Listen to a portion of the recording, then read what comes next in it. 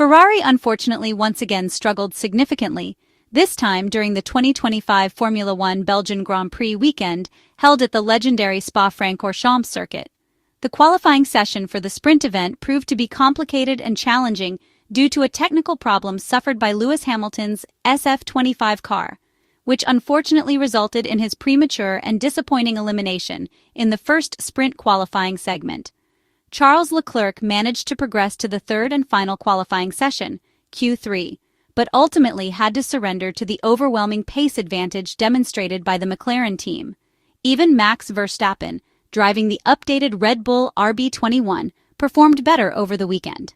On this occasion, during the sprint race event, Ferrari aimed to stage a determined comeback with Lewis Hamilton, while Charles Leclerc was tasked with demonstrating exactly what level of pace and performance the Italian single-seater can deliver on the demanding and fast Spa-Francorchamps circuit. So let's take a detailed look at how events unfolded for the Maranello team's two drivers on Saturday afternoon. At the start of the sprint race, Charles Leclerc initially gave a hopeful impression to fans and observers, but quickly revealed the inherent limitations of the car. The cars lined up meticulously on the starting grid after all the necessary and detailed technical checks had been completed, including power unit systems, transmission, hybrid energy recovery system, and braking system functionality. Ferrari's mechanics carefully equipped car number 44, driven by Lewis Hamilton, with medium compound tires, the same tire choice made for the Monegasque driver Charles Leclerc, who would also commence the race on the yellow-banded Pirelli medium tires, just like most of the opponents. Ambient air temperatures had risen noticeably compared to the previous day, remaining steady around 22 degrees Celsius, with track surface temperatures reaching as high as 32 degrees Celsius, affecting tire behavior and car performance. It was particularly interesting to observe whether the recently modified rear suspension setup could provide any tangible additional advantage, especially given that the car was carrying a heavier fuel load compared to qualifying. Everything was prepared, and within minutes, the green light signaled the start of the formation lap. During this critical lap, Ferrari's drivers meticulously managed tire warm-up procedures to optimize grip before positioning themselves precisely on the starting grid, as anticipation and tension steadily mounted among the teams and drivers.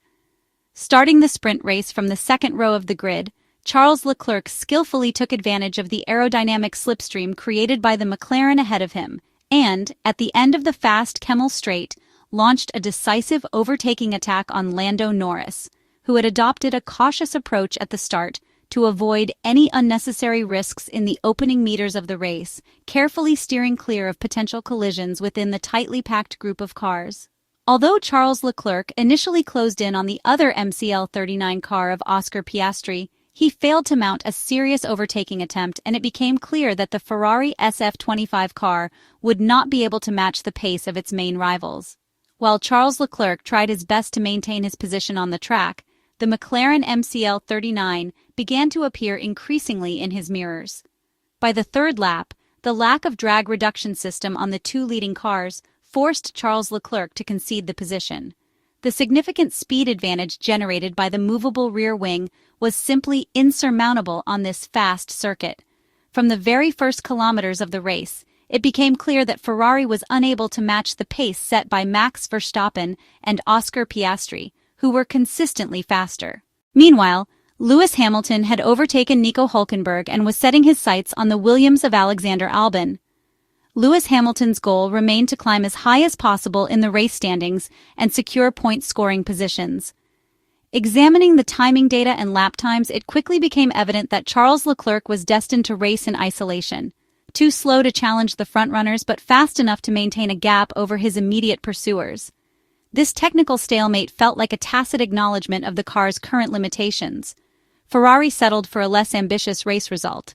On lap 7, Lewis Hamilton reported over the radio that the rear tires had still not reached the ideal temperature range necessary for maximum grip and performance. Meanwhile, Charles Leclerc received instructions from the team focused specifically on managing wheel spin and tire rotation to optimize performance and durability. Additionally, Kimi Antonelli, who had started from the back of the grid, closely followed Lewis Hamilton's car from the early laps. Despite his persistent efforts, the DRS train ahead limited the Italian's ability to make effective progress. Adding to the difficulties faced by Lewis Hamilton was the constant pressure applied by Kimi Antonelli, who did not give him any breathing space on track. Ferrari's pit wall, including race engineers Riccardo Adami and Brian Bozzi, continued to provide detailed radio guidance aimed at improving car handling characteristics and managing tire temperatures in an effort to help their drivers approach and reach the target lap times. With only 5 laps remaining in the sprint race, it appeared that thermal degradation of the tires was not the primary issue affecting performance. However, both Scuderia Ferrari drivers were instructed not to push too hard in specific sections of the track to avoid excessive tire wear and premature degradation. Apart from a lively and spirited start, the sprint race unfolded as a long, uneventful stretch without overtakes or significant race developments. In the closing stages of the Belgian sprint event, Lewis Hamilton made a late and determined attempt to gain positions, but his Ferrari SF-25 remained largely in the background, unable to break into the points. Charles Leclerc's situation did not improve in the final laps. He remained isolated from both the podium battle ahead and any attacking moves from rivals behind him. The dynamic was different for Lewis Hamilton, who launched an aggressive attack on Alexander Albon's Williams car at the final corner. The overtaking move initially succeeded, but the Williams driver immediately responded and overtook Lewis Hamilton again on the main straight. Despite this, the 7-time Formula One world champion persisted with his efforts and managed to regain the 15th position along the Kemmel Straight, ultimately finishing the Belgian sprint race in that position. Although the race lacked memorable highlights or exciting moments, it was still valuable for collecting crucial data and insights ahead of the qualifying session, which takes place later today.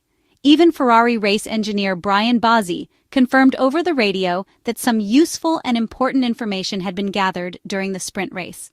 Now, the Ferrari team based in Maranello must carefully analyze and reflect on how to improve the overall balance and setup of the SF-25, which once again at Spa-Francorchamps revealed limitations that are unfortunately far too difficult to conceal or mask.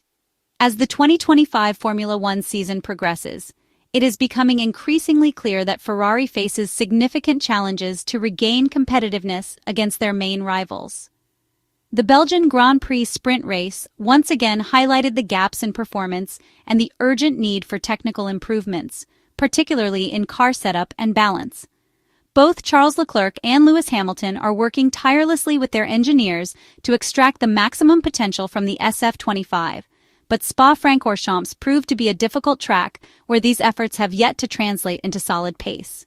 But driver feedback and data analysis from races like this sprint will play a vital role in guiding updates and optimizing the aerodynamic package introduced by the Maranello engineers and technicians this weekend at the legendary Spa-Francorchamps circuit.